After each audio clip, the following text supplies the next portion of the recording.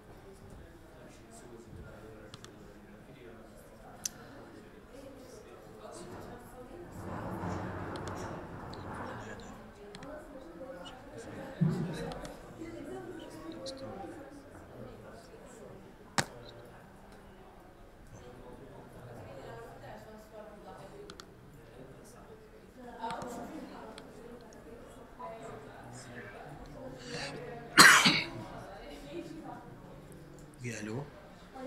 Allô? Oui, t'es rentré? Je suis au salle 24. Comme d'habitude. Merci, au revoir. Ciao, ciao.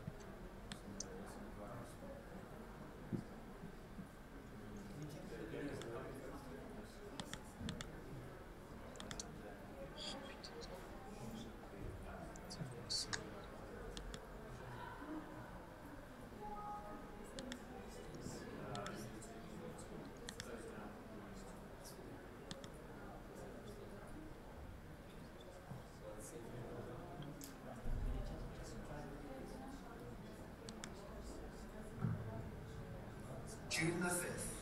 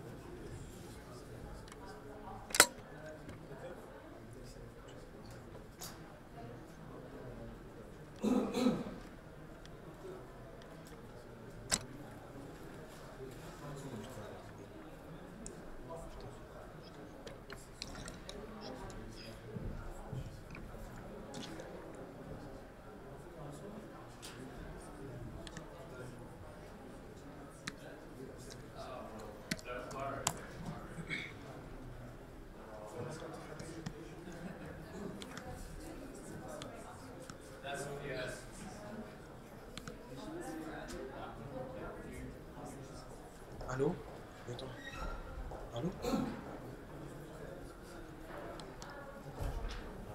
عم بعمل لهم اياها. لايك شو لا انسى ابعث لي اللينك للجزيره بسرعه هلا. هذا اخر واحد للجزيره بسرعه، بعثت لك اياه، ابعث لي اياه بسرعه هلا ابعثه. ايه بدي اعمل لهم اياه بس دقيقه ببعثها. هبعثها وقت ترانسفير لمين ببعثها؟ مين بدي ابعثها؟ لمين؟ خلص اوكي هلا 8 10 ربع ساعه بس. بس ابعت الرابط، ابعت الرابط بسرعه محمد بهدى طه. ابعت الرابط، لا ابعت الرابط لإلهم للجزيره عشان ما نتبهدل نخلص بقى منه. اوكي اوكي يلا. عرفتوا وين هو؟ نعم؟ مع مين عم تحكي؟ يلا اوكي.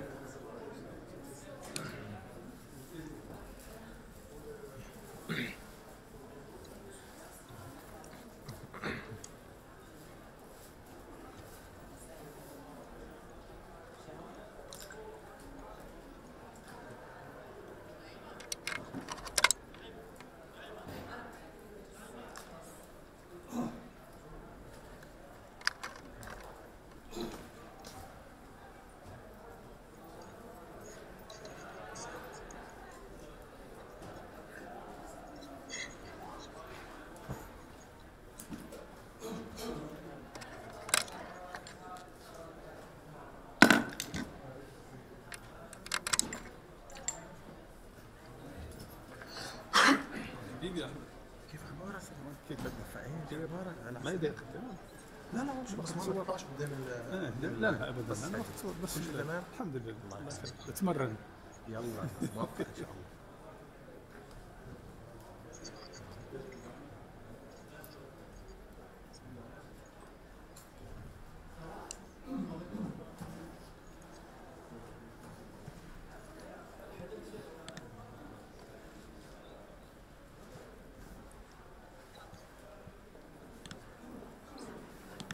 Comment ça va, princesse? Vous allez bien?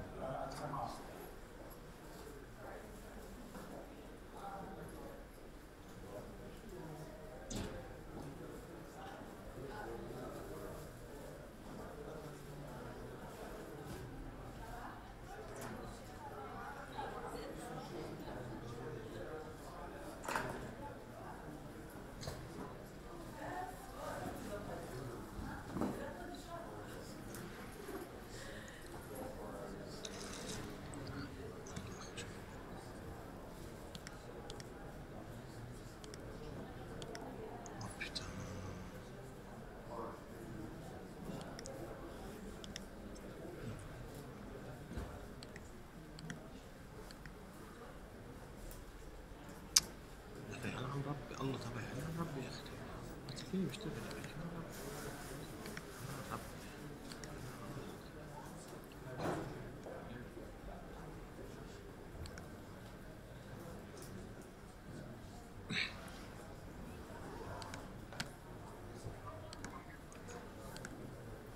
لا الله برددنا.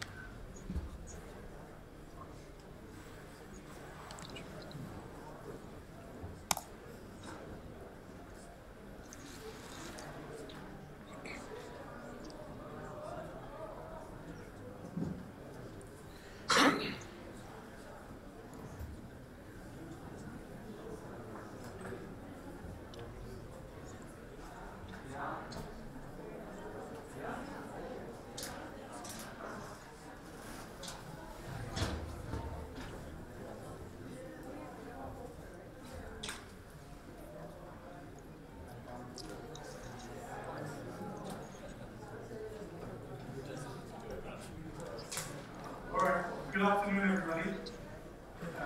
Assalamu alaikum wa rahmatullahi wa barakatuh. My name is Jamal Al-Shayyan. I will be your host this afternoon. Just some house rules. For those of you who would like Arabic translation, it will be on channel 4. باللغة العربية سماع everybody needs, and English will be on channel 2. We are very pleased and honored to have you first and foremost in attendance, but also to have a distinguished panel that includes a wide variety of views and stories to talk about a very important issue, and that is the ongoing blockade and siege on Qatar. Amongst them we have some who will talk about the personal stories and suffering that has resulted as a consequence of this blockade. There is also those who will speak to the legal aspects of this, as well as expert analysis on the wider consequences and regional impacts in terms of development. Before I start, I'd like to introduce Mr. Mohammed Al-Hamadi, who will be opening this session on behalf of Qatar's Parliament mission here to the United Nations in Geneva. He will give a brief speech. So the floor is yours.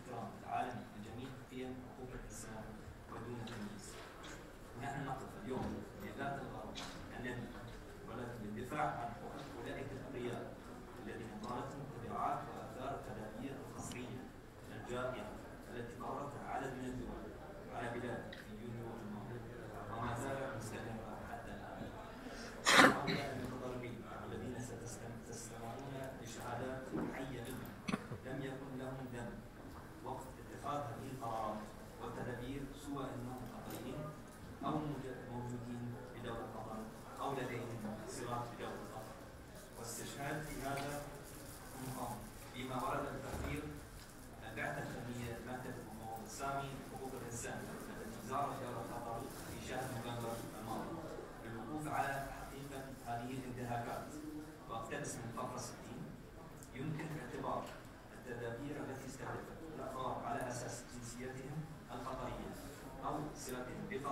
على أنها غير متناسبة وتمييزية. Measures targeting individuals on the basis of their Qatari nationality or their links with Qatar can be qualified as non-disproportionate and discriminatory. انتهاء الدرس. إننا نقف اليوم لنؤكد على أهمية وقف جميع انتهاكات حقوق الإنسان المرتكبة في إطار هذه التدابير القصرية الانفرادية، ولنشدد على ضرورة محاسبة المسؤولين عنها وتعويض جميع الضحايا حتى أولئك الذين ينتمون إلى دول الحصار نفسها. فهذه هي قيمنا التي نلتزم بها ومبادئنا التي ندافع عنها والتي من أجلها حصلنا على عضوية مجلس حقوق الإنسان. ورغم عدم وجود مؤشرات حقيقية من دول الحصار بشأن رغبتها في حل الأزمة، إلا أن موقف دولة قطر الثابت والمبدئي سيظل هو الجلوس إلى طاولة التفاوض لإيجاد حل وفق مبادئ واضحة وشفافة تحترم القانون الدولي وحقوق الإنسان وسيادة دولة قطر. ونشكر في هذا الخصوص دولة الكويت الشقيقة على جهودها التي بذلتها في هذا الصدد، كما نرحب بأي مساعي من شأنها إلى أن تكون في نهاية المطاف إلى إنهاء الأزمة بالطرق السلمية. ويسرني أن أعلن عن افتتاح هذا الحدث، وأدعوكم في مستهل لمشاهدة الفيلم الوثائقي الذي تم إنتاجه لعكس أهم التداعيات الحصار على أوضاع حقوق الإنسان للمتأثرين به. وأتمنى لكم جميعا مداولة موضوعية مثمرة ومفيدة وتحقق الغرض الذي من أجل تم إقامة هذا الحدث. والسلام عليكم ورحمة الله.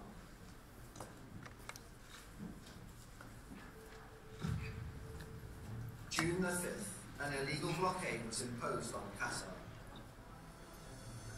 launched by Saudi Arabia, the UAE, Bahrain, and Egypt. A political crisis triggered by the four countries following a cybercrime on the Qatar News Agency website. 8 months on, and the blockade continues.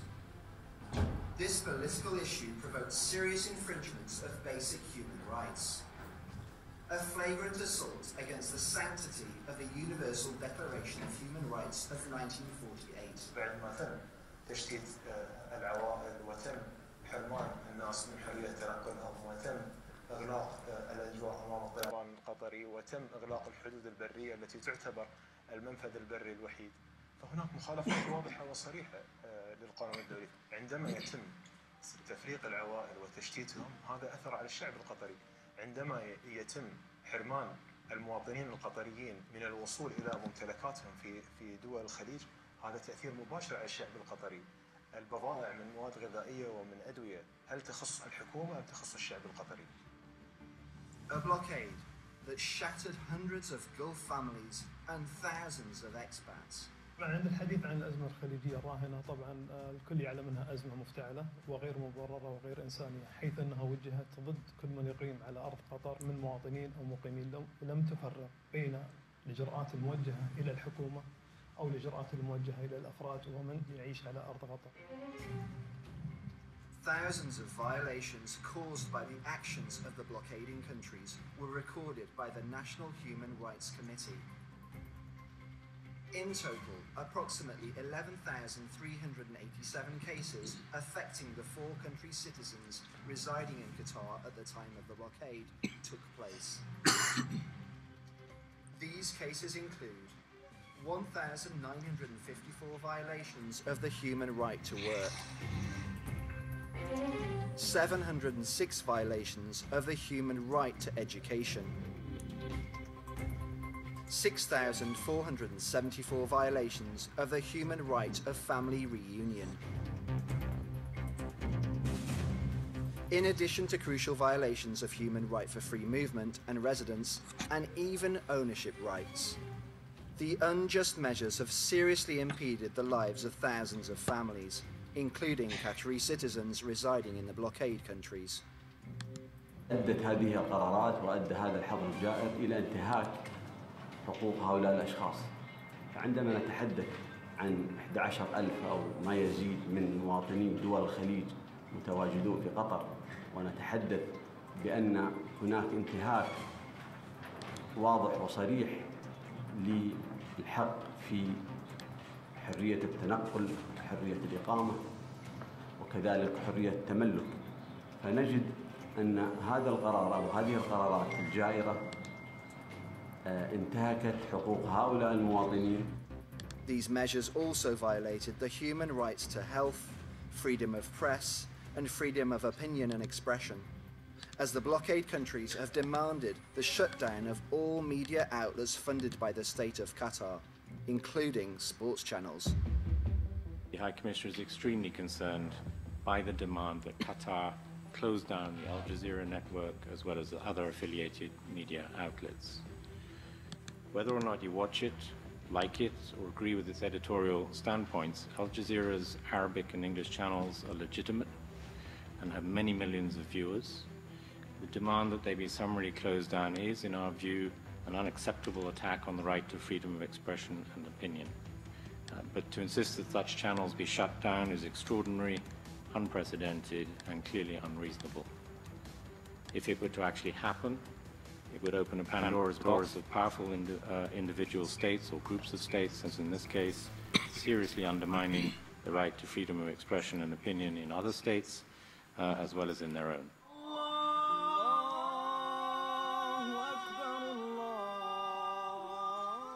Freedom of worship and religious practices were not spared from these violations. Qatari citizens and residents were prohibited from performing their religious rituals. It escalated to a different level, where even animals did not escape the impact of the blockade. Thousands of Qatari-owned camels were expelled from Saudi Arabia and forced to trek across the desert in harsh weather conditions. Many arrived in miserable shape, while others suffered severe injuries, causing them to perish. الحلال خرج من السعودية في منطقة مفتوحة، والناس تعرف الناس هذول الحلال هم مو بكل واحد حلال بروحه. نتكلم مثلا عن 12,000 أو 8,000 أو 9,000 كلها مخلوطة مع بعض. بعض الناس يعني إلى الآن وهو قاعد يدور حلاله ما لقاه، ما يدري هل هو مات، هل هو ما زال تايه، ما يعرف.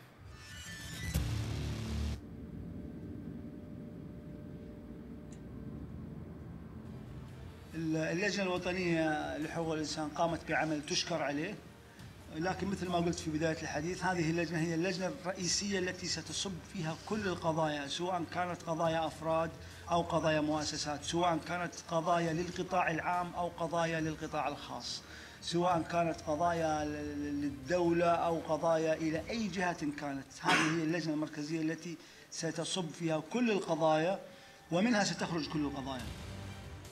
Horrendous violations of the international covenants on economic, social and cultural rights and the international covenants on civil and political rights of 1966 were also documented by many international organizations.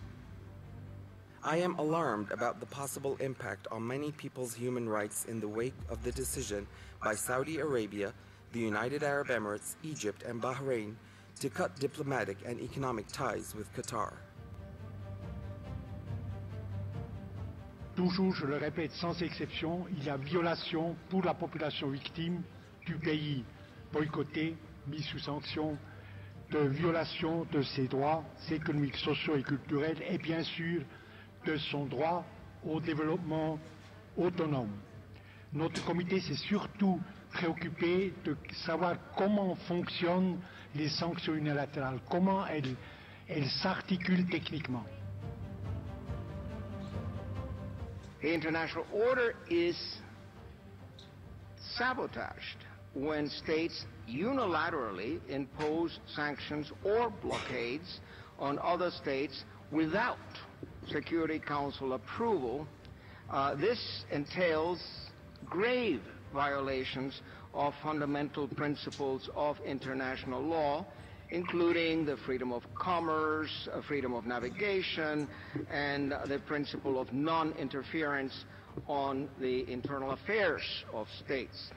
How to correct the negative impacts?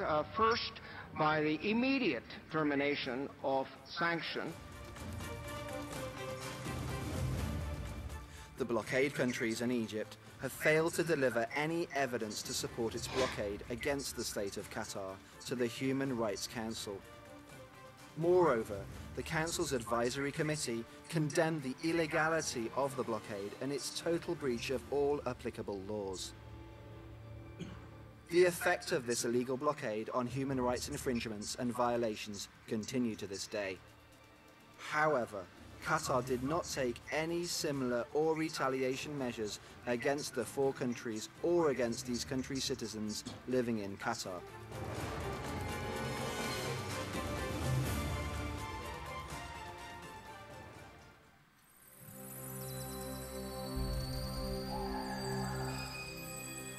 Thank you very much for your opening remarks and for this informative video, which, like I say, gives a brief outline of the situation, the consequences of this blockade on not only Qatar and Qatari citizens, but also the hundreds of thousands of foreigners living inside Qatar, as well as citizens abroad. Now, to open up this discussion, we will start off with Tadal Muhammad. Sorry, thank you very much. We will start with hearing the story of one of those who has been impacted directly by this blockade, Dr. Wafa Al-Yazidi. She is a mother of 3.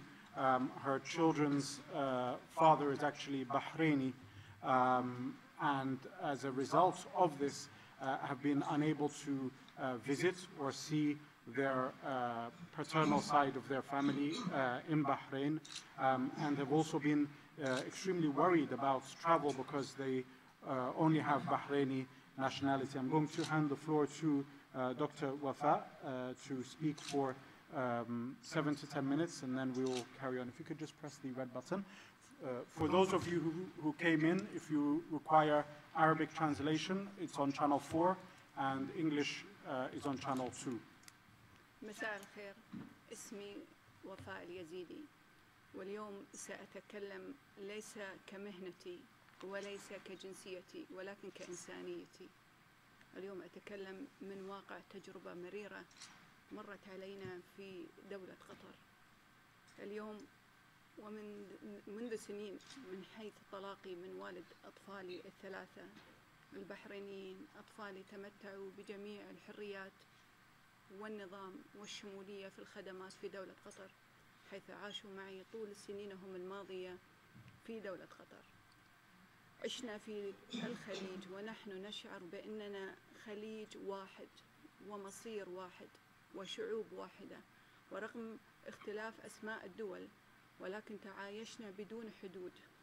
فخالتي في السعودية، خالي في الإمارات، أولادي من البحرين، أصدقائي في جميع دول الخليج، تعايشنا ونمينا على مصير واحد. ولكن كل هذه الحريات والحقوقية التي تعايشنا فيها في السابق أزيلت بقرار جائر حدث في يونيو 5 من يونيو 2017، عندما تفاجأنا بأن الحصار بدأ، ولم نفهم في ذلك الوقت ما هو الحصار، بل لم نتوقع، بل صدمنا، بل انهرنا، وكنا لا نعلم ما هي تبعات الحصار. فمن يحاصرنا اليوم هو صديقنا ومصيرنا بالسابق، من يحاصرنا اليوم هو أهلنا وشعب عايش معنا وتزاوجنا وبين مصير وروابط تاريخية وأسرية وقبلية. أصبحنا على مهددين. بصراحة أنا كأم لأطفال وكإنسانة وطبيبة، وبهذا العلم لم أتفهم في ذاك الوقت ما هو الحصار، وكنا نضحك ونقول أيام معدودة ونعود، فلا بد لنا من العودة، فخليجنا واحد، وهذا ما تعلمنا وتعايشنا فيه في سنين طويلة. لم نعتقد بأن في قلوب القلوب ما هو فيه في استمرارية هذا الحصار. تلقيت مكالمة يسألوني عن أولادي، وكانت المكالمة من رقم محلي في قطر، وكان ثاني يوم من الحصار، ولم أفكر في لحظة أن يكون لها تبعات هذا الحصار. فيسألوني عن أولادي، فقلت لهم نعم أولادي هنا. فجأة تذكرت بأننا بدأنا الحصار، فسألت من أنت؟ فقفل التليفون في وجهي.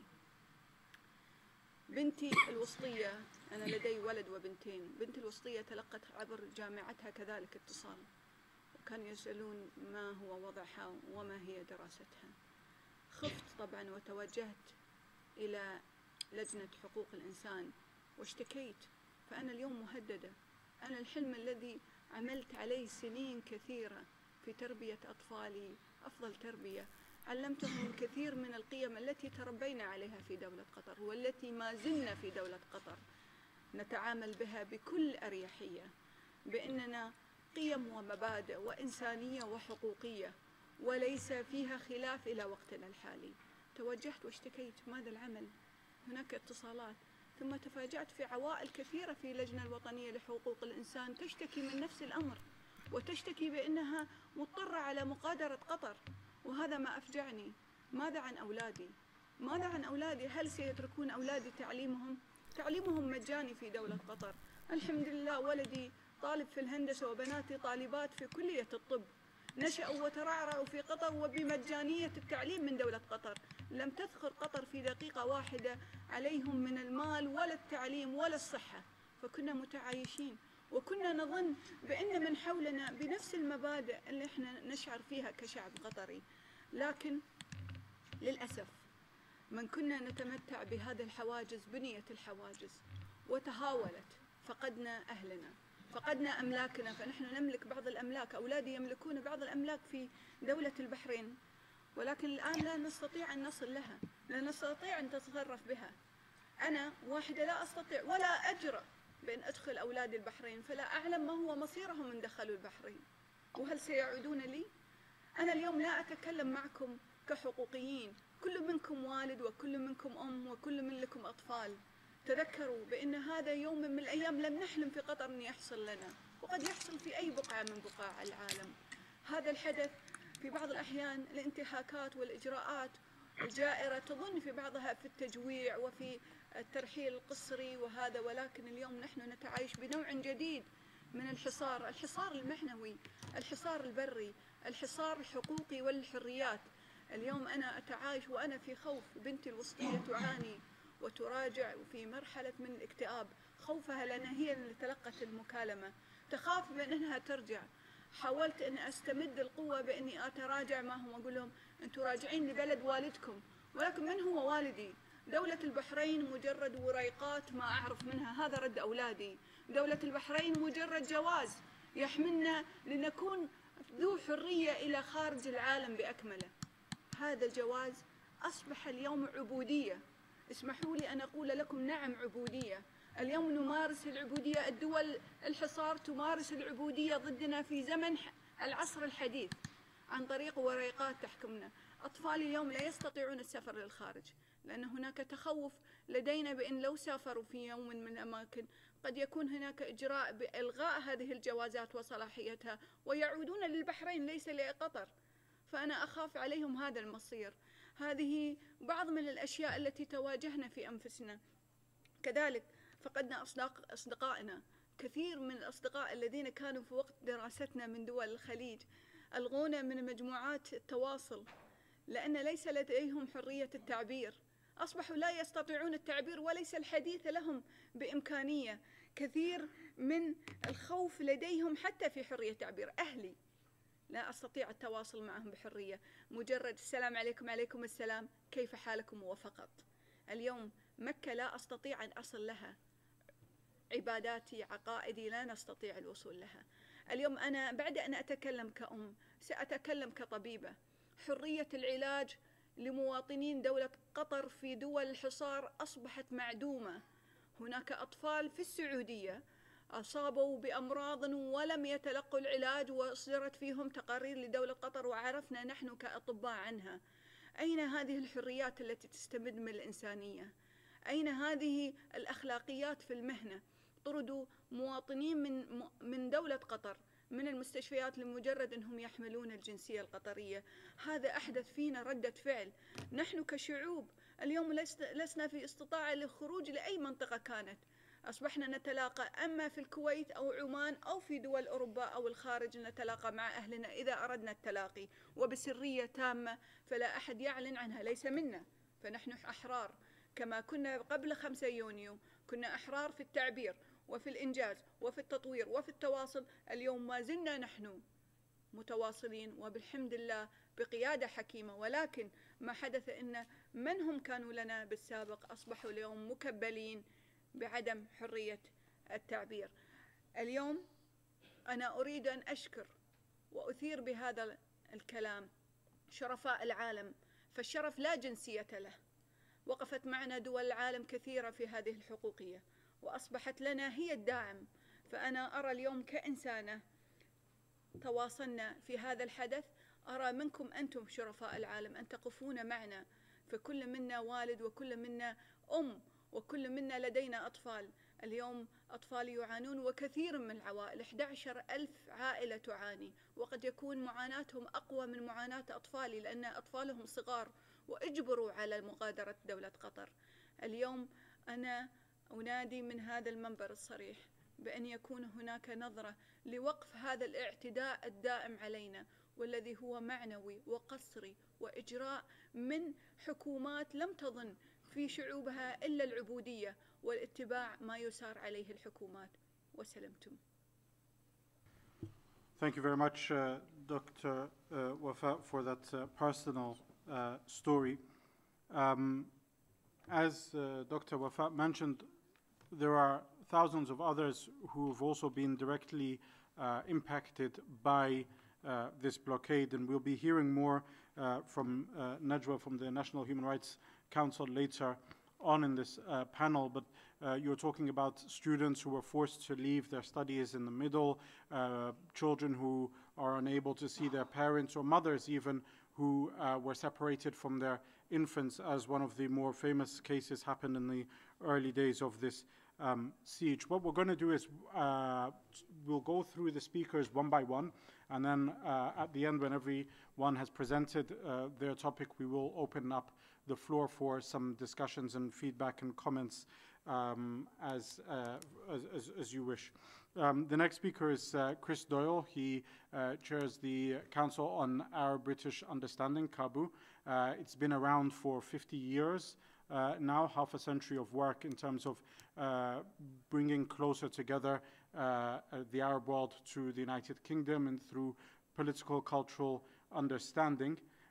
Chris obviously also appears on many media outlets, including Al Jazeera, to talk and analyze and comment on developments in the region. So Chris will be taking us through his perspective on the current situation. Thank you very much, Jamal, and thank you very much to the organizers for inviting me here today. Yes, my role will be to sort of look at the real regional consequences of this crisis and how it fits in, rather than perhaps the legal and the human rights perspectives. The Middle East, as you know, is not short of a crisis. I mean, Syria is still engulfed by wars and the worst humanitarian disaster since the Second World War. Iraq has suffered as a result of numerous wars, not just the recent one against Daesh. And in Yemen, 22 million people plus are in need of aid, triggered by both the conflict and the naval and aerial blockade of that country, the poorest in the region. 2 million Palestinians in Gaza have less than 4 hours of electricity a day, with another war with Israel a distinct possibility, and they too are under blockade. In each and every one of these crises, it is sucked in the international community, and it's the extremists of Daesh and Al-Qaeda that have prospered. So when we look at the spat, and let's call it that, in the Gulf, where Saudi Arabia, Bahrain, Egypt, and the United Arab Emirates launched that full-scale diplomatic, economic, and public relations assault on Qatar, it hasn't made resolving any of the other crises any easier. And let's not pretend it is serious for Qatar, yes, but those other crises are much larger in terms of scale. Nobody should pretend otherwise. But this is a crisis that should be resolved, is resolvable, and should never have really happened, and of all these crises was the most unnecessary in my view. A litany of allegations and demands have flooded the media, the vast majority of which as yet are not backed up by any credible evidence. Some is even rank hypocrisy. The Egyptian regime's brutal crackdown on opponents in Egypt is no example to follow in combating terror. Saudi accusations against Qatar risk shining a light on that country's own historic funding and role in supporting extremist groups and intolerant ideologies. No side in this spat has an angelic record. Plenty of valid criticism may be made of Qatar over the years.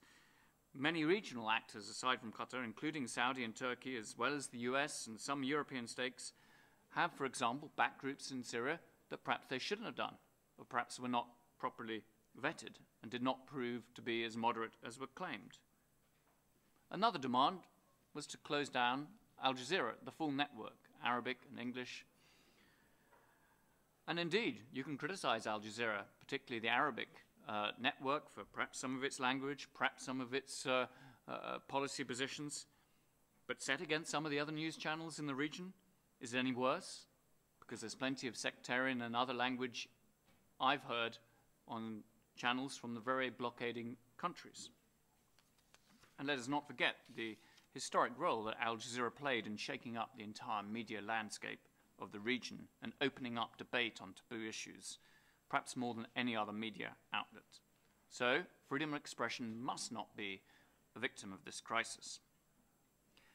In addition, much of the coverage of this crisis has been, as indeed the OHCR report, the technical report in November describes, highly acrimonious and frequently guilty of hyperbole, inaccuracies, and even downright blatant lies. And at best, and I'm being generous here, it's clumsy and unconvincing. Incitement is not something to be dismissed, and state-owned media should not be used as attack dogs in interstate quarrels.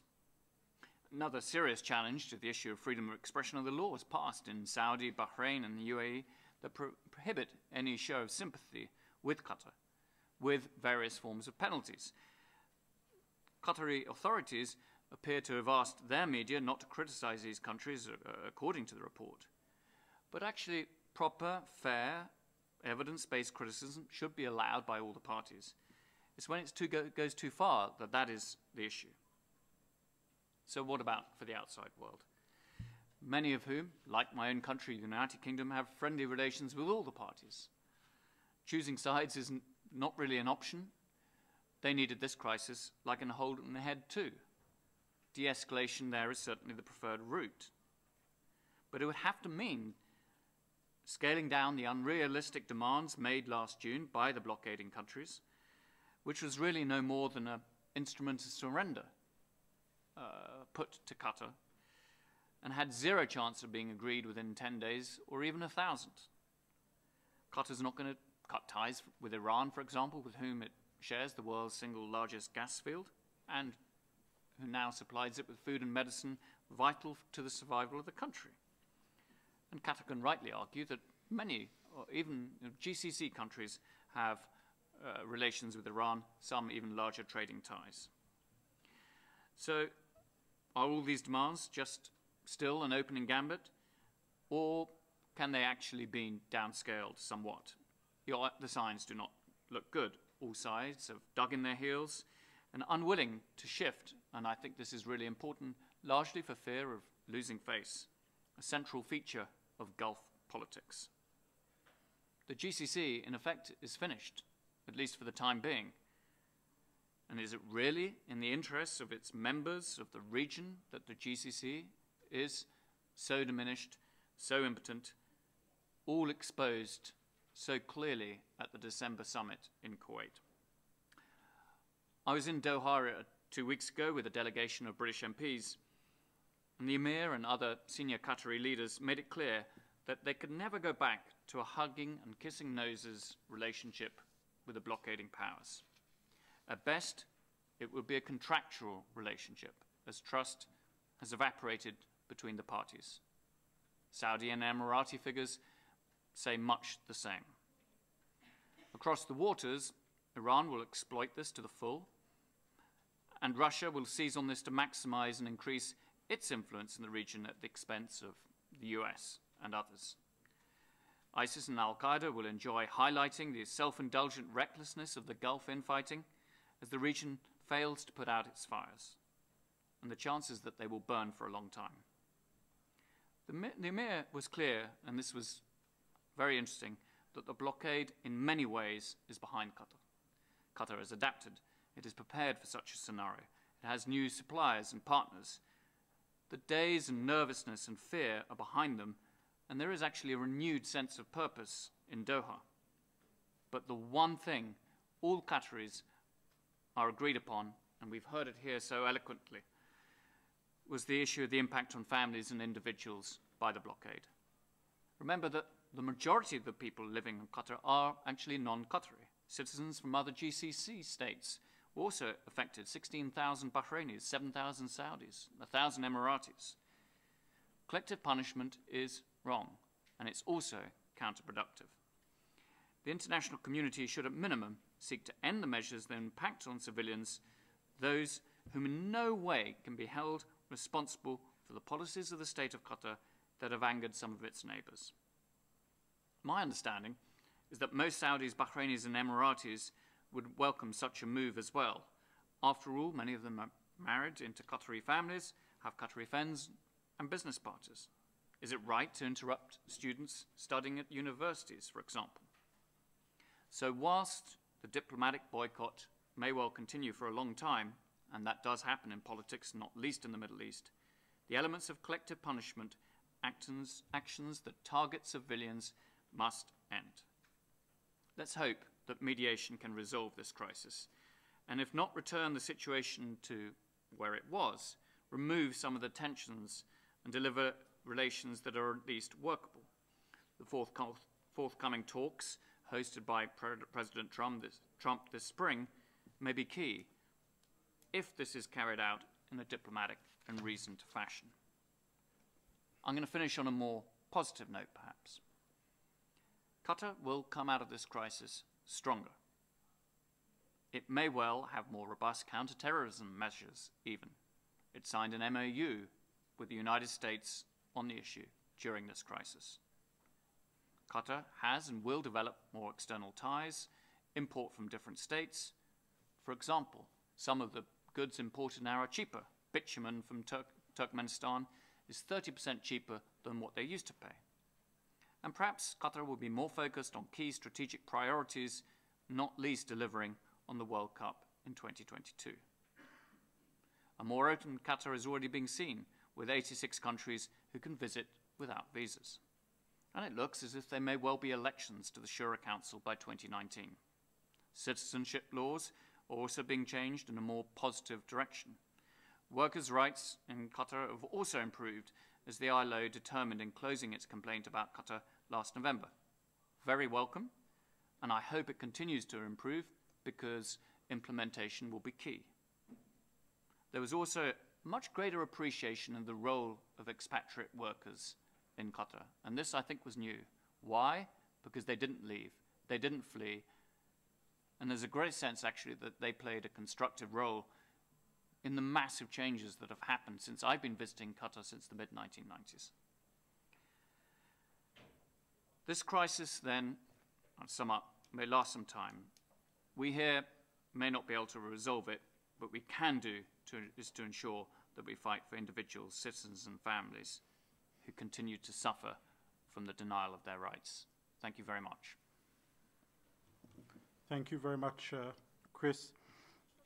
Just looking around, obviously there are people here representing different missions in different countries, and maybe the impact of what is going on in the GCC is lost in that the direct correlation it may have to specific interests of these countries is not evident. But one of the things that maybe will make that more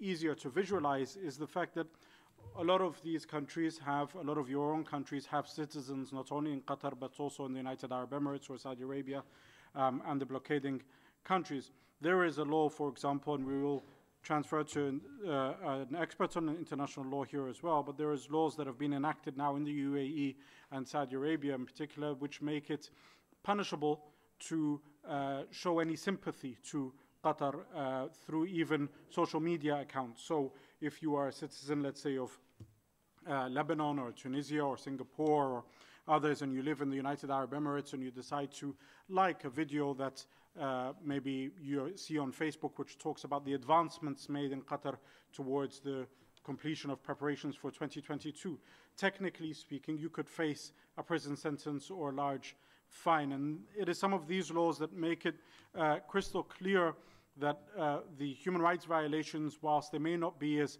ghastly as some of the human rights violations we see, for example, in Syria or Gaza or other places, they are still very much real and very much dangerous. To talk about the international law aspect of this, I want to introduce Dr.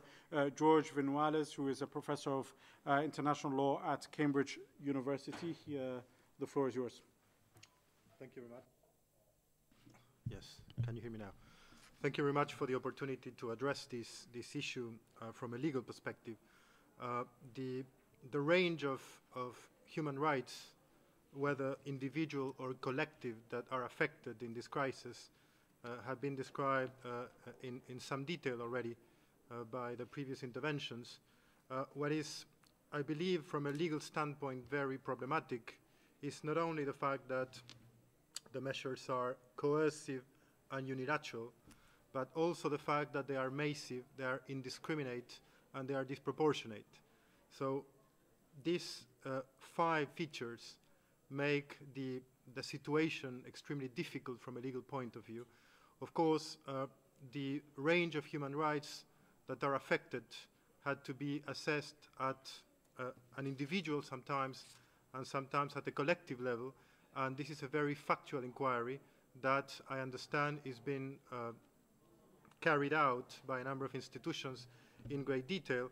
What I would like to do here is perhaps to give you an overview of the range of instruments that are concerned by this crisis.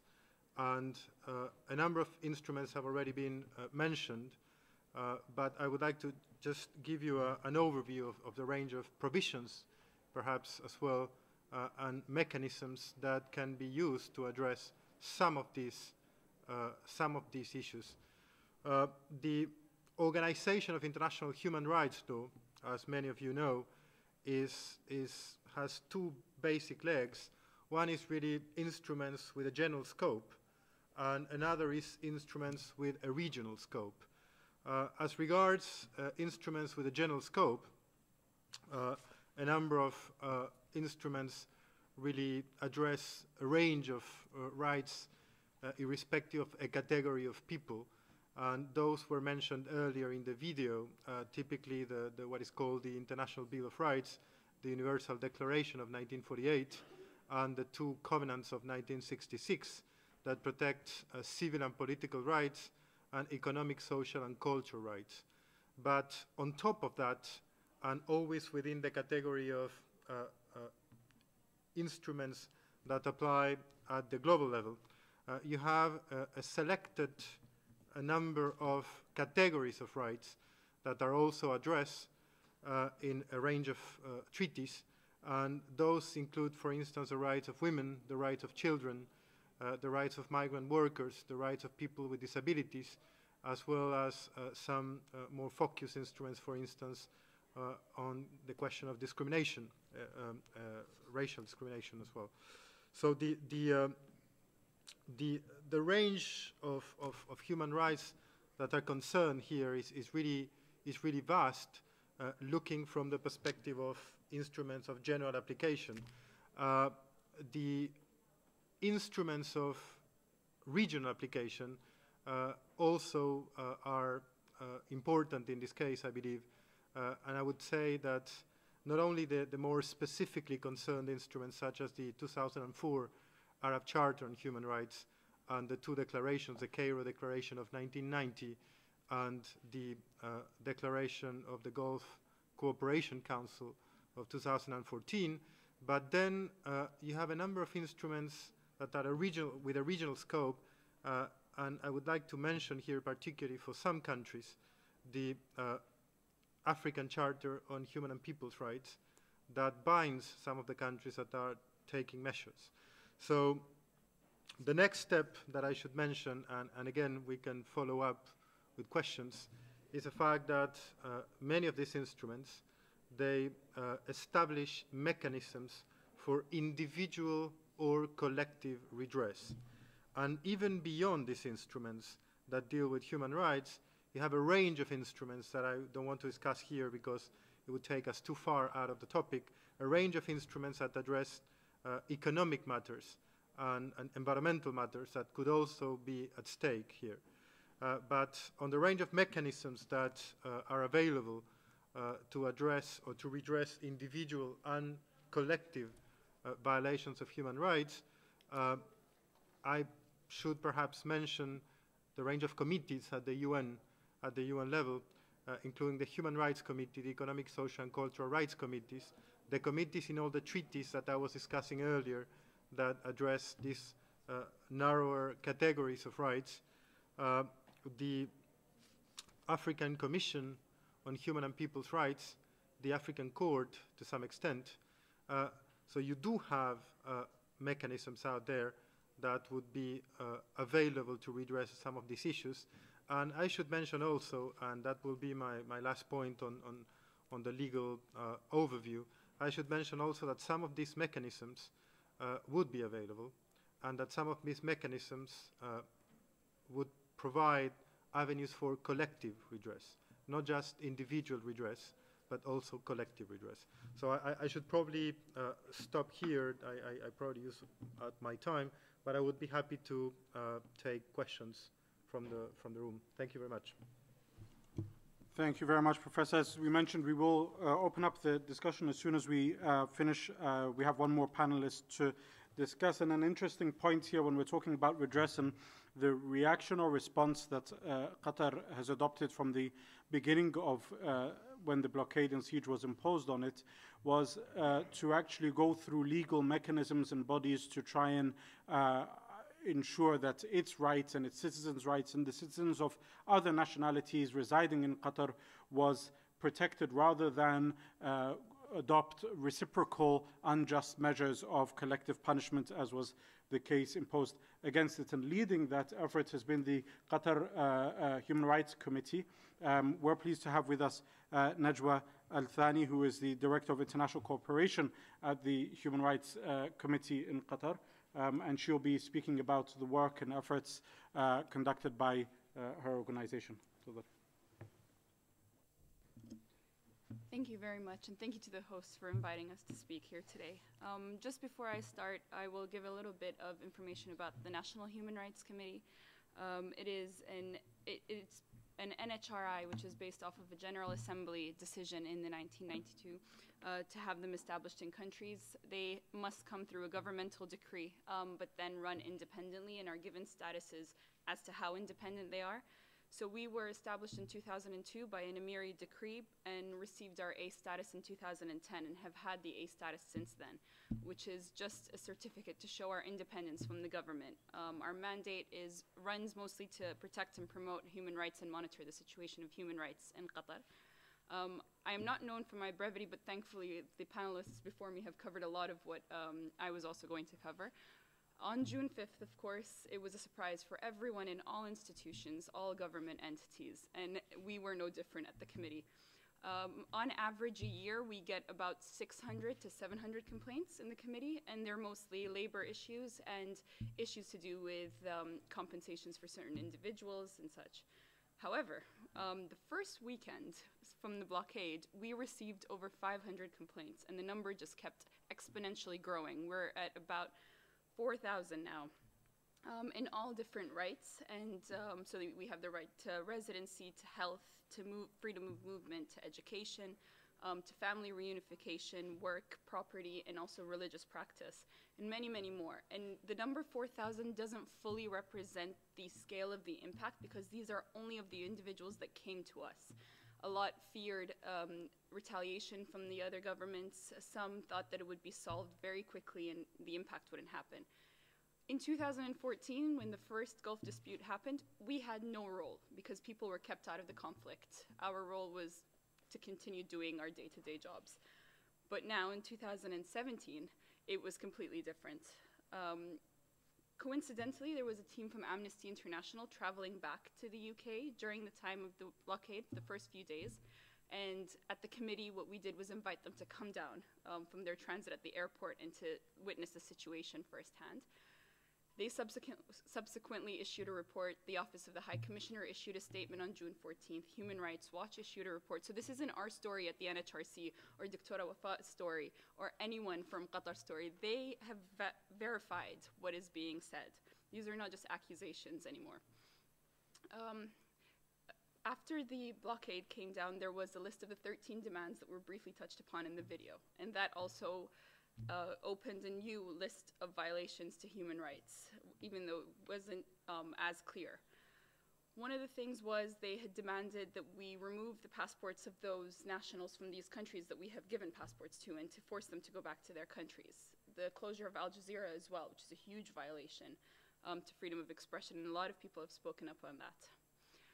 The main concern with the blockade was that there were no official lines of communications between us at the committee, the Qatari government, or any other entity that's working with these countries. We didn't hear about any of these measures through official media or official announcements from them. And if they did issue an official announcement, it would abruptly be removed within minutes, and all you'd get was the record of the URL on the website.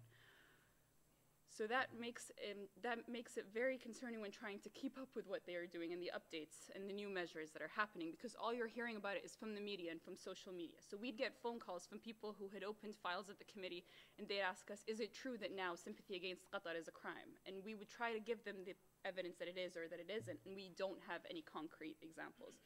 So this vagueness creates a huge vacuum for things to go wrong.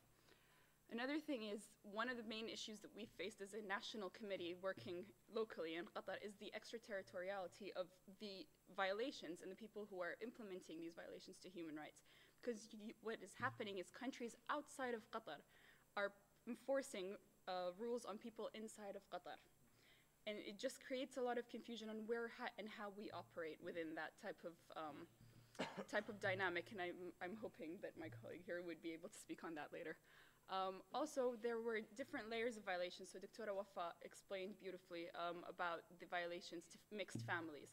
But we also had migrant workers. When the blockade happened, you have a lot of Qataris with properties in Saudi Arabia, for example, especially right across the border. And they have a lot of migrant workers that maintain their farms, their houses, their properties there. And with the closure of the border, there was no contact between the employer in Qatar and the employee in Saudi Arabia. No transfer of money for them to sustain themselves while there. We work closely in the committee with the embassies of India, Pakistan, Bangladesh, and just the usual representatives of these migrant workers in Saudi Arabia, and they would speak to their counterparts in Saudi Arabia, their embassies there, because we couldn't reach these migrant workers. And to this day, some of them have not been located. We've had Qataris that have come to us and given us names and passport numbers of those migrant workers there, but not all have been located, which is a huge concern and issue. When it comes to students, that's also another story. I'm going to try to keep it very brief, but when the blockade happened on June 5th, that was during the end of the year. For many students, some had one exam left. We've had a medical student that literally had one exam left, and she would be a doctor. And then as medical programs run, they're very specially tailored in different universities. The closest she could get was as a fourth-year student somewhere else. She would have to repeat 4 years. And a lot of other students that were denied their transcripts, and even though they were seniors, they would have to start from point 1 because they don't have any transcripts to prove their years. So it's a lot of different implications to the blockade in terms of human rights, and there are a lot of different dynamics that affect the situation and make it more difficult to manage. At the committee, we have sent urgent pleas to different special rapporteurs. We have reached out to the Office of the High Commissioner.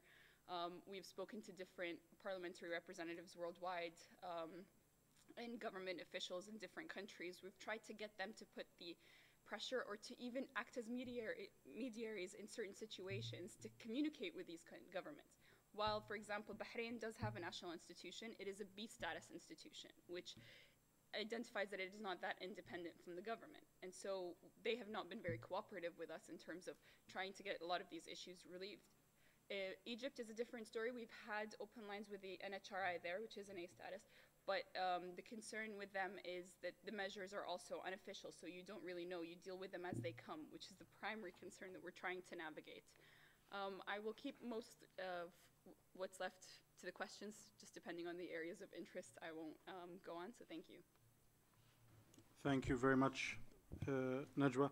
I will open up the floor now for discussions to see any feedback. Anybody's got any comments on some of these issues? I mean, we have a variety of different aspects to this crisis now that has gone on for so long, from the wider ramifications that Chris talked about in terms of the impact it's had on what was one of the last remaining sources of stability in the Middle East region, that is the GCC, and essentially the devastation it's caused to a union that was providing economic security as well as other cohesiveness within that region, to the personal stories in terms of the impact and implications it's had on dividing families, the collective punishment and what that means for the rule of international law or lack thereof, and the impact it's had really on so many different aspects of life. And I think all of these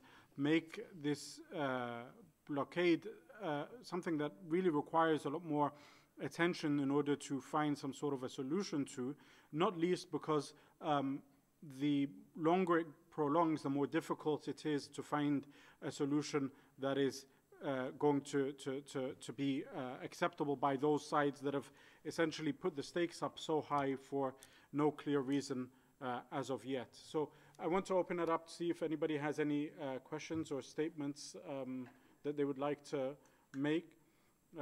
If not, I'm going to, as a journalist, ask questions. So we have someone, if you could state your name and who you represent would be great, and who you're asking the question to. Sure. I'm Kevin Whalen with Amnesty International. I don't have a particular question. I just wanted to share some information via statement. So thank you for giving me the floor. And let me start by making it clear that Amnesty International takes no view on the political dispute between Qatar and a number of its regional neighbors. We are, however, seriously concerned about the human rights impact of the dispute. It continues to be the ordinary people of multiple nationalities that are paying the heaviest price. The restriction of ties in June 2017 by the governments of Saudi Arabia, Bahrain, the UAE, and Egypt has impacted thousands of families and individuals across the region. It's split up families, interrupted students' education, threatened jobs, raised prices of staple foods in Qatar, and has left residents of the region facing an uncertain future. In November of 2017, Amnesty International sent a delegation to Doha to assess the human rights impact of the political crisis. The delegation interviewed 44 affected individuals and met with various officials, as well as the National Human Rights Committee. We issued a statement following that visit, which is publicly available on our website, along with many other materials related to Qatar and its neighbors. Without repeating the entirety of the statement, I would like to use this time to highlight some of the calls that we made. We've called on the governments of Saudi Arabia, Bahrain, and the United Arab Emirates to immediately lift arbitrary restrictions on population movement and to ensure that there are transparent and operational mechanisms to enable Qatari nationals and foreign residents in Qatar to access holy sites in Saudi Arabia. We have condemned the announcements by Bahrain, Saudi Arabia, and the UAE that they would treat criticism of the measures taken against Qatar or sympathy with Qatar or its people as criminal offenses, punishable by a prison term. Any such prosecutions would be a clear violation of the right to freedom of expression, and unfortunately we have seen not just the threat of criminal prosecutions, but actual cases, including in Bahrain in June and in Kuwait in August, which had been initiated at the instigation of the Saudi Arabian embassy, or by a complaint from the Saudi Arabian embassy. To address the impact of family separation caused by the crisis, particularly in families of mixed nationalities, Amnesty International is also calling on Bahrain, Saudi Arabia, and UAE, as well as Qatar, to remove discrimination against women in their citizenship laws, allowing them to automatically pass on the nationality of their children. We are conscious of the fact that partial fixes have been announced, including regarding allowing Qatari women to pass on the right to permanent residency to their children. This could potentially improve the situation for families of mixed nationality. Nonetheless, we believe that throughout the region, women should be able to confer nationality to their children on an equal basis with men. Following the trade restrictions, prices for food and drink are rising, which is having a disproportionate effect on those with low income, including those within Qatar's large foreign workforce. In this regard, and conscious of the fact that the restrictions have been imposed by others, we have nonetheless called on the Qatari government to ensure that any impacts on migrant workers, access to adequate food are minimized in this context. And I could not mention migrant workers without noting Amnesty's longstanding concerns regarding the situation of migrants throughout the Gulf region. The kafala sponsorship system exists with various levels of harshness in each Gulf state.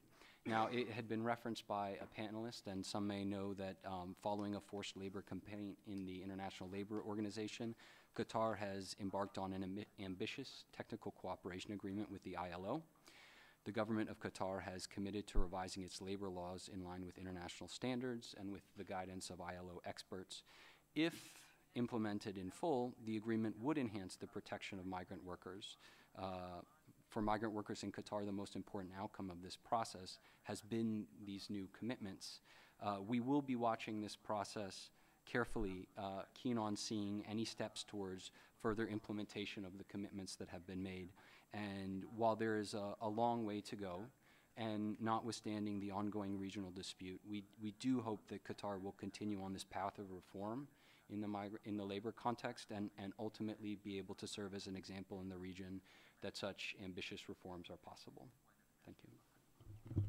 Thank you very much for that statement, the gentleman from Amnesty International.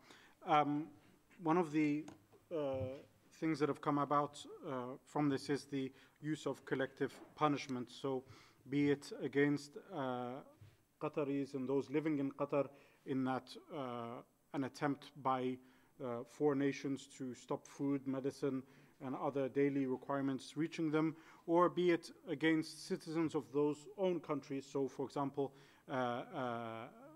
people living in the United Arab Emirates who are unable to express their outrage at what's going on. One of the interesting things that maybe a lot of people don't know about is that till now, a large amount of the United Arab Emirates' energy, for example, is dependent on gas exports from Qatar. From an international law perspective, Qatar has taken the decision not to use collective punishment because it views this as something against its own politics and policies. But I'm interested to know from an international law perspective, why is it that the collective punishment against Qataris has been allowed to occur, not only through this blockade, but also, for example, prevention of air travel and so forth? And would it be okay, for example, for Qatar to reciprocate from a self-defense perspective if it was to say to suspend the Dolphin energy deal with the UAE until it was given the guarantees that collective punishment wouldn't be used against its citizens and residents? Should I, yeah. For your question, should I answer now or should we'll take that now. Well, I mean, there are 2 things. The first thing is a matter of terminology. So the wording in international law is pretty careful. So collective punishment, collective redress, self-defense, all these things are very different. So the basic sort of initial caveat is that very specific actions have to be analyzed in the specific legal context. Okay, so that's the first caveat. So once that caveat is made, let's take, for instance, the example of to what extent a commercial agreement can be suspended or terminated without breaching international law as a result of an action of the commercial partner. That is possible in international law, so there is the Vienna Convention Law of Treaties allows for that possibility when the other party has committed, has taken a measure that amounts to a material breach. So international law would provide that type of response, But again, it has to be looked at a very specific level, because the same type of response would not be allowed if a country such as Qatar were to reciprocate, and I'm using here non-technical wording, so were to reciprocate in connection with human rights. So collective punishment is unlawful, because you cannot simply breach the human rights of others to punish a government policy. Now, there I'm talking more loosely, simply to give generality to my answer. So just going back from the legal perspective, you really have to specifically address a number of measures, and a legal sort of response to that would pick different types of measures, different types of context, and articulate the entire response in a way that is lawful. Thank you. To bring it back to a personal level, Dr. Wafa, I want to ask you, I mean, you are a mother of 3 now. Your children are unable to go and see their father's family in Bahrain, but also I understand because they hold Bahraini citizenship, the whole point of holding a passport is it allows for your government, your country, to look out after you, to if anything is wrong, they will send consular services and representatives and so forth. Are they confident of traveling on that passport, considering that they are seen as essentially enemies of the state because of their biological relationship with you and their life spent in Qatar? I will answer in Arabic to continue my Arabic speech. أنا أعتقد أن أولادي مهددين في أي لحظة في دخولهم إلى مملكة البحرين، وهذا أنا مؤكد أن في حالة دخول أولادي إلى مملكة البحرين لن يرجعون إلي مرة ثانية، بل إن الأخطر من هذا هم مهددين في أي سفر للخارج، وهذا ما إحنا استنتجناه في البداية، إن ممكن تتوقف جوازاتهم في أي لحظة، خاصة أن أولادي مارسوا حقهم في حرية التعبير عن آرائهم في بداية الحصار، وخرجوا على قنوات CNN والجزيرة راشد والعنود وتكلموا بكل صراحة عن آرائهم اتجاه الحصار.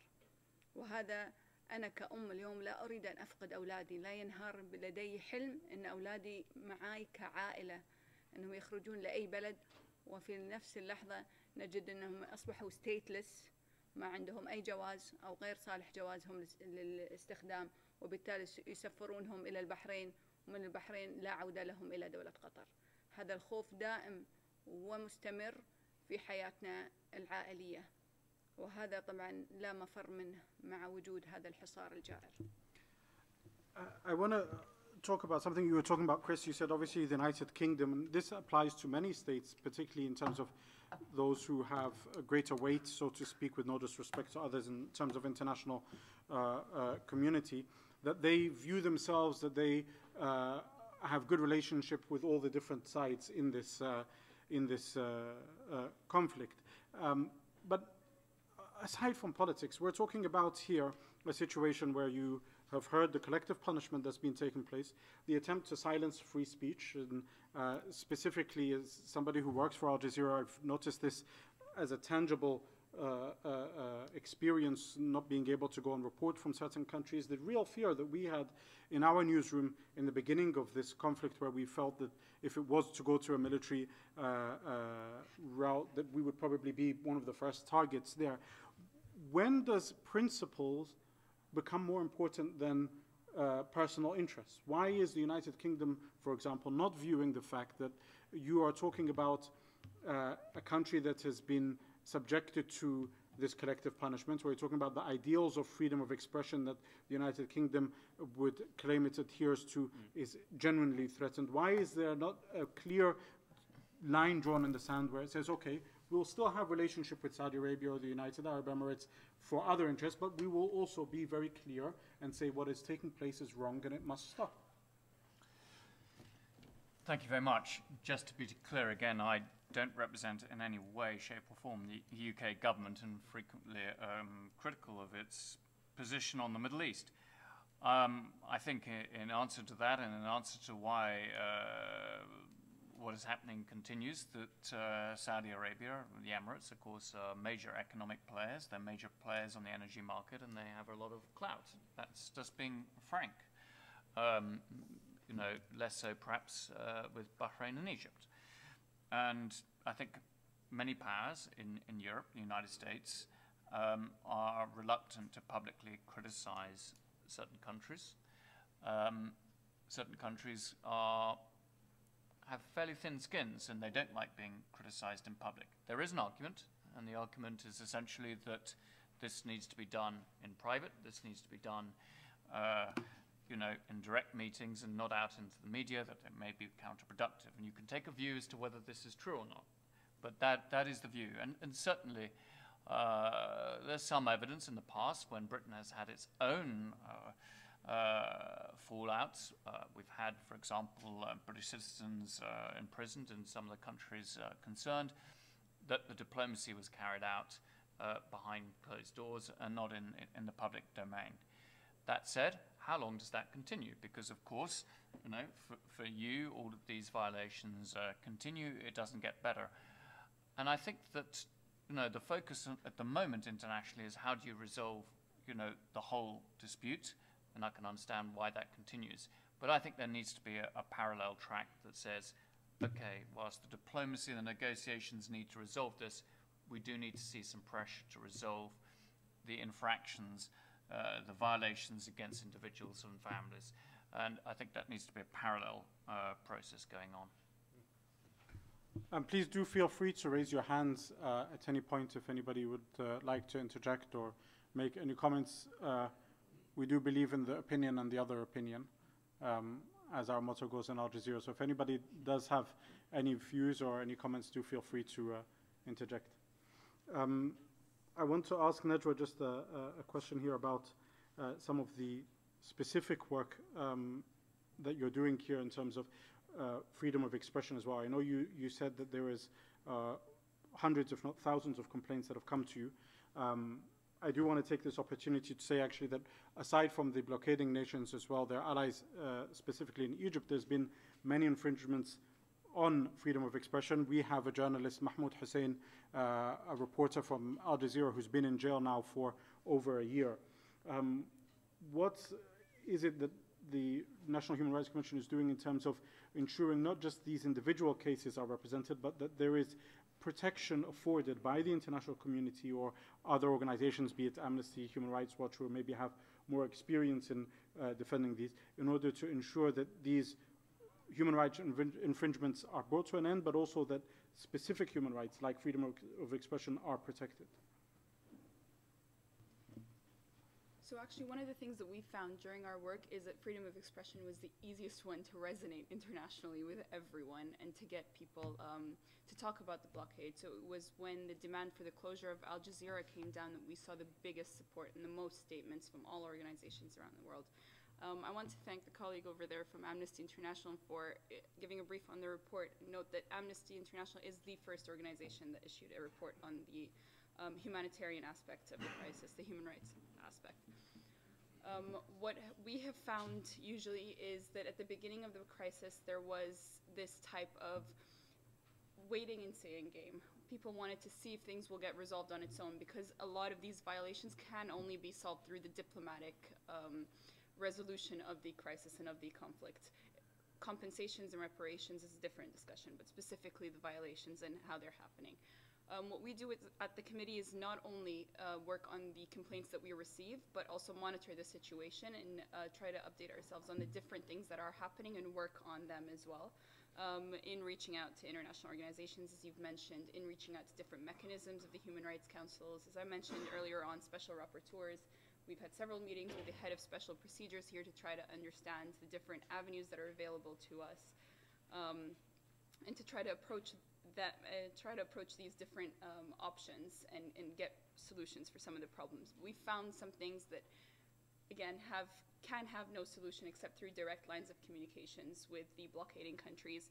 One of the things that mentioned, and I digress a little bit from your question, but it goes off of what Dr. Wafat mentioned about the fear of statelessness, is that there are children currently that are stateless in Qatar because they are born to a Saudi father, a Bahraini father, an Emirati father that decided not to leave after the 14 days, and his wife is Qatari or even Emirati, Bahraini, Saudi, and she gives birth in Qatar, and there is no consulate representation. There is no one there to provide them with proper documentation, and they have no passport. And the only solution for them from their governments is that they must go back to their country, and with no guarantee of coming back to Qatar, where their livelihood is.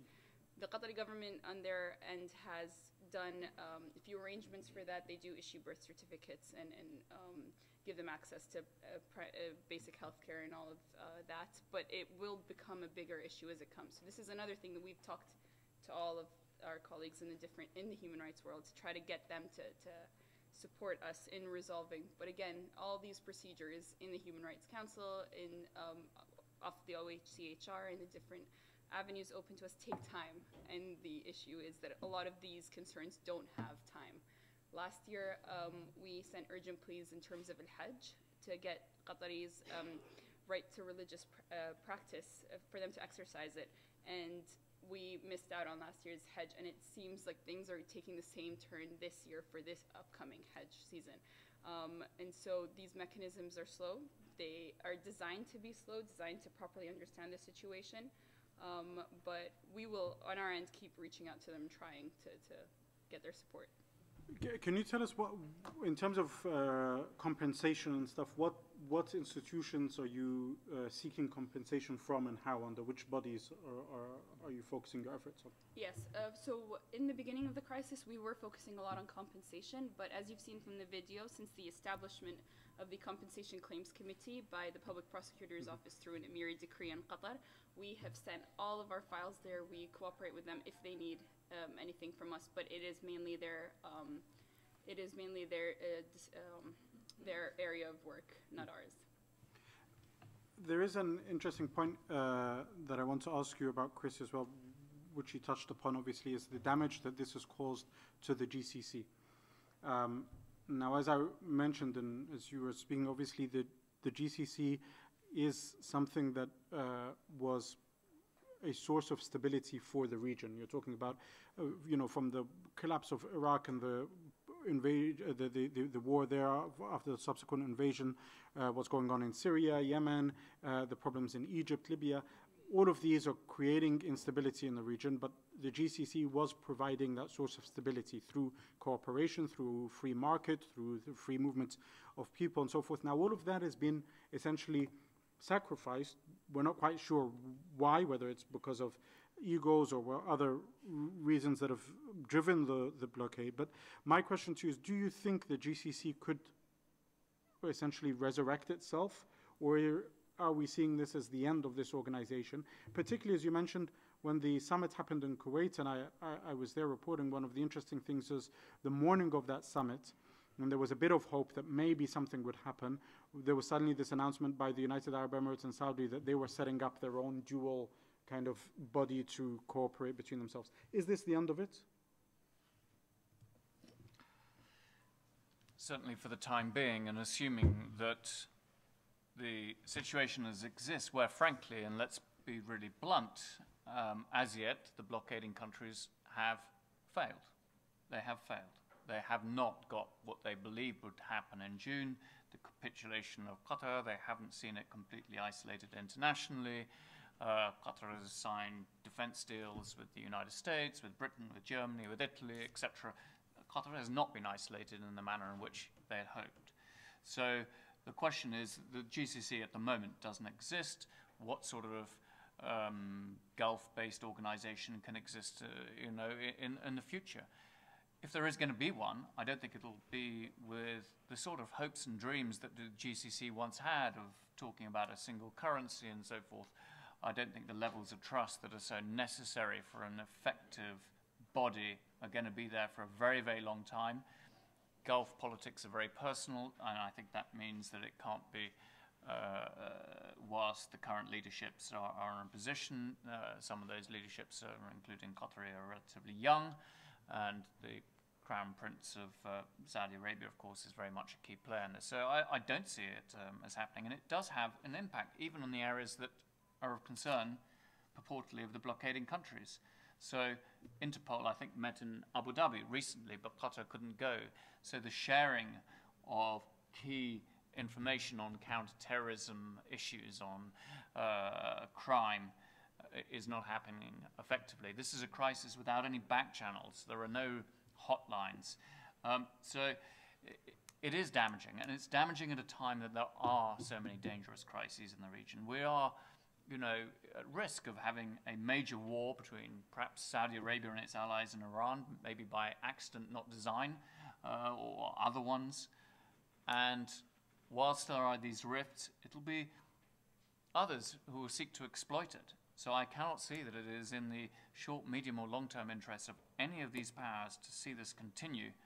And I go back to what I said in my speech, the issue of face. How do you actually get those powers who, it's quite clear, have failed in their aims to be able to climb down to a situation? How do you manage to get them to do that without losing their status in their own eyes?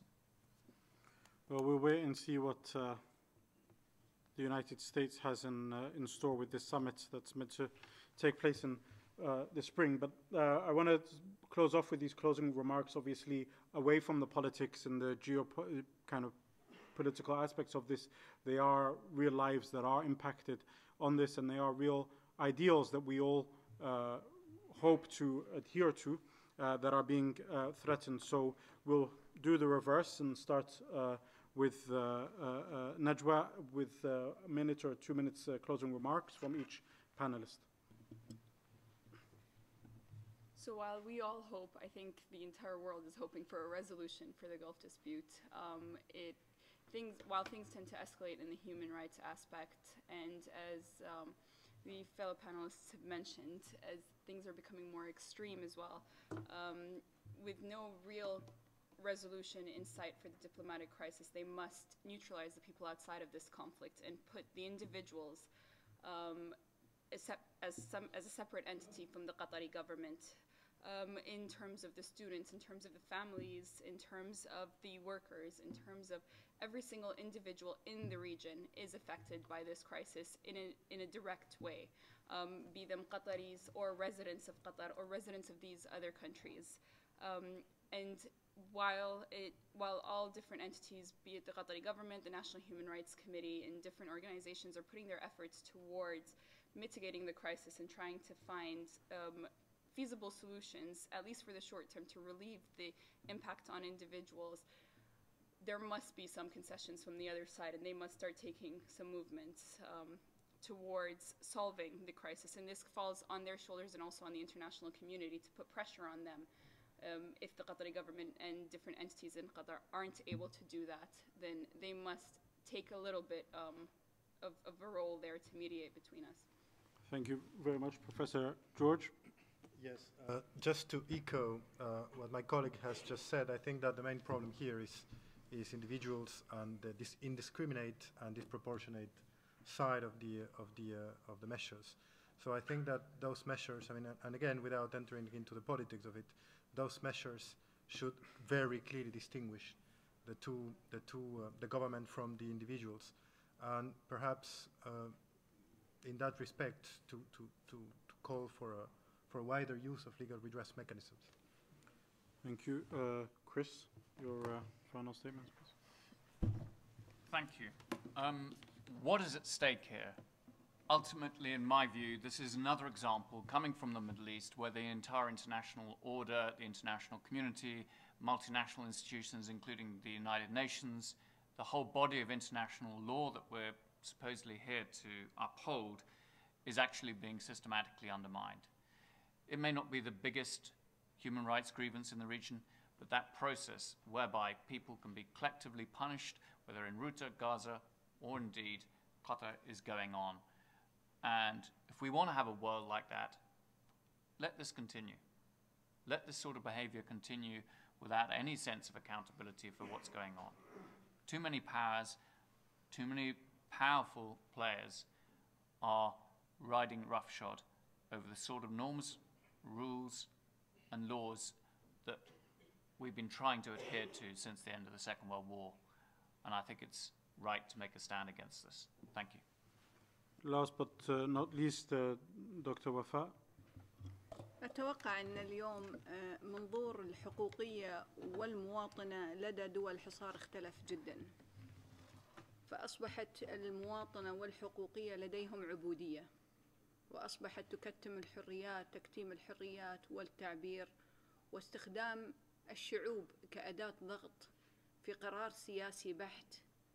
أصبح هذا هو الهدف، واستخدمنا نحن كعوائل، واستخدمنا نحن كبشر، واستخدمت حتى الحيوانات لتحقيق قرار سياسي.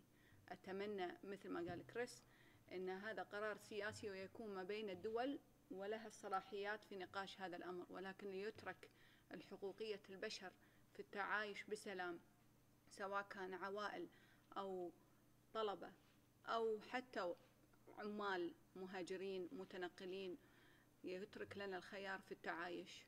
فالحكومات في يوم من الأيام تنسى وقد تغفر، ولكن نحن الشعوب قد نغفر أو نسامح ولكن لن ننسى، والتاريخ كفيل بأنه يوثق هذه الحادثة كألم وجروح لنا وخوف أصبحنا فيه دائم، وأتمنى أن أرى هناك بصيص أمل في الأيام القادمة إن شاء الله.